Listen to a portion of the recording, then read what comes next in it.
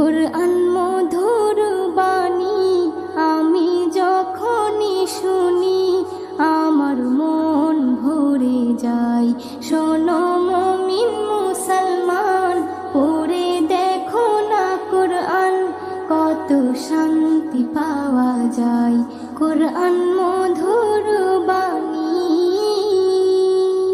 প্রতিটি হরফে দশ দশ নেকি আছে, আমলে জমা হয়। পাপের খাতা হতে পাপ যায় তোমার হেঁটে, নেকিতে হয় বোঝাই। এমন বরকতময় মেলে